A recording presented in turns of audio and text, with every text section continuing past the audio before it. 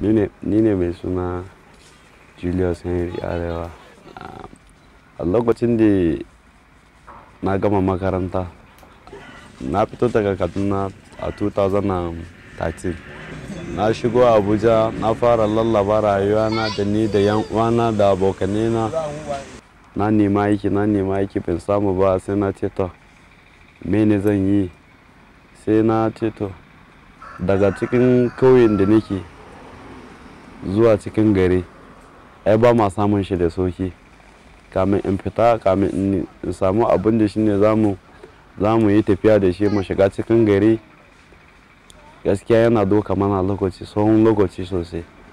Shi yasa sai na ce to tunda na riga na nema aiki ban samu ba, bari in jarabawa ga wannan aikin keken, in gan ko dai yan dinga dokan mutane daga kauye zuwa cikin gari, zan koya ne abin zai kasance. Sannan na yi kokari na samu wannan keke. Keke napep ya shigo Nigeria a 1990 saboda yawan da muke da shi.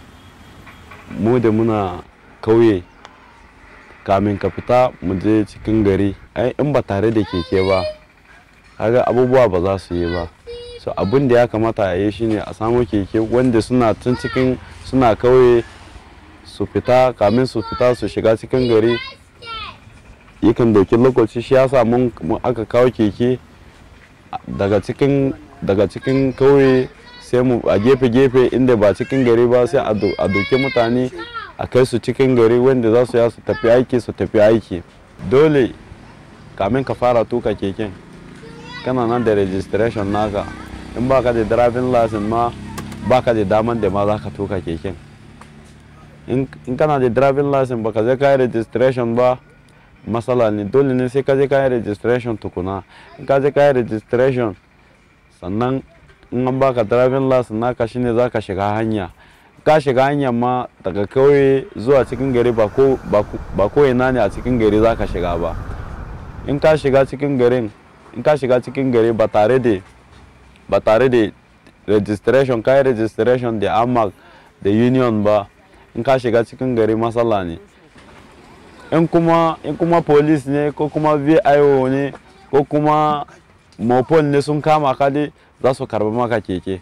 Ko kuma an same ka a highway inda keke bai kamata ya shiga ba, sai ka doki keken ka je ka shiga wurin. In sun kama ka za su rike ka.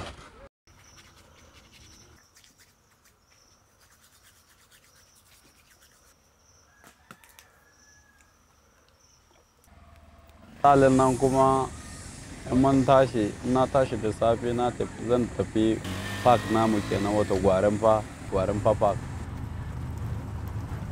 Kamin in kai sai na samo ticket na AMAC da na Union, a kuma duba side number da sticker.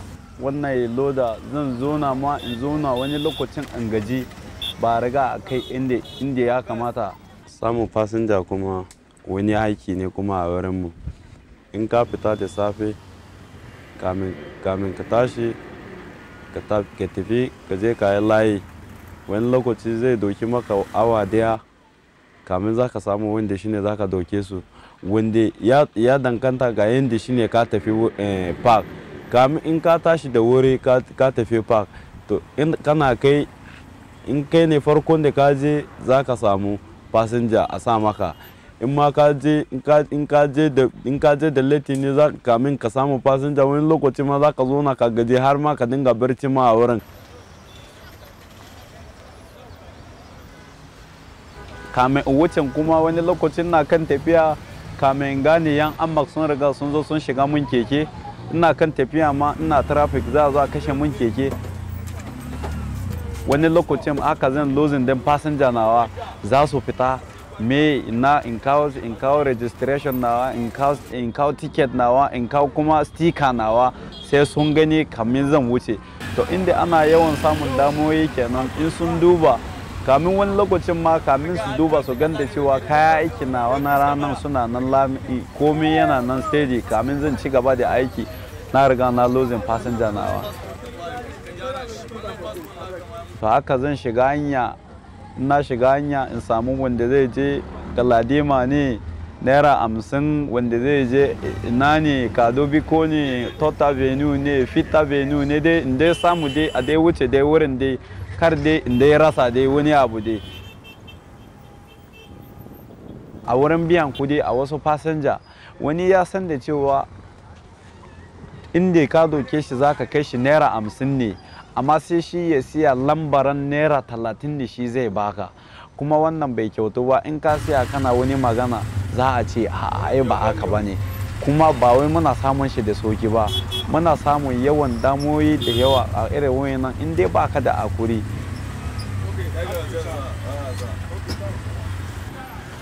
Salin nan kuma za mu koma shashin mai. Kana tafiya yanzu nan sai mai naka ya kare maka, wani tafiyan da shine zai kai ka ga nisa da babu gidan mai, kuma baka da abin da za ka yi kokari ka gan kayi kokari man da yana nan a cikin abin tafiyan ka ya kai ka a inda shine za ka siya mai, amma sai ka gan kuma karfi ya kasa, dole abin tafiya ya siya maka. In abin tafiya ya siya maka man ka ya kare baka da abun yi, to inda za ku samu damuwa kenan a wurin passengers. Ga damuwoyi barkatai da muna samu da su same ka hanya su kama maka keke su ce maka da cewa ka biya 20,000, ka je ma za a maka wulakanci kamin za a baka kudin ma, kamin ka samu kudin da za su giya maka da cewa sai ya doka kamar sati guda, kamin ma in ma baka toki ba ma sai ka karbi bashi ne. Kana tafiya da fasinja naka, kana tafiya ma kamin ka gane sai dai ka gan taya ya riga ya soka. To inda za ka samu damuwa kenan da fasinja. Cin abinci, in na fita da rana, na fita da safe zan yi aiki karfe 6 zuwa karfe 11, sannan zan zo na in je in ci abinci, zan siya abinci 200, 150, 300, duk dai wanda dai na dai samu dai iyakacin gwargwadon kudin da dai yana jikina shine zan siya sa in ci. Sannan kuma lokacin da nake zuwa hutu, in na gaji da aiki kenan, wato da rana ya riga ya yi zafi. Wannan keke da na fara ina tuka wannan keke, wani rana zan samu 5,000, wani rana ma zan samu 6,000. Depends ga yanda irin jama'a irin aikin ranan. Wani lokacin ma za ka fita ma ba za ka samu kudin da ya kai 5,000 din ba. An kuma keken kuma na karba keken a hire purchase ne, kudin da ina samu kenan, kuma ina ba da balance duk sati 15,000.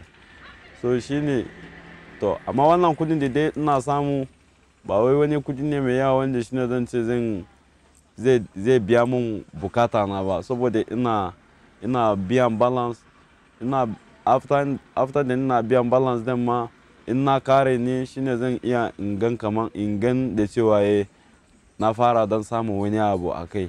Amma damuwa salinan kuma yanzu nan ina kokari ne in gan na gama biyan kudin keken, ya zama nawa. In na tashi a wuri yaki da yamma sai jan samu abokanai na da yanwana da kannina da wanda shine muna zama tare, mu yi tadi abin da nake da shi, abin da na dan samu sun ce musu da cewa kuma ku karba ku dan siya wani abu, saboda na samu wannan keke da ni da abokanai na da yaran danwana kamin su fita su tafi makaranta, nakan yi kokarin an samu masu abin da za a biya masu bukata.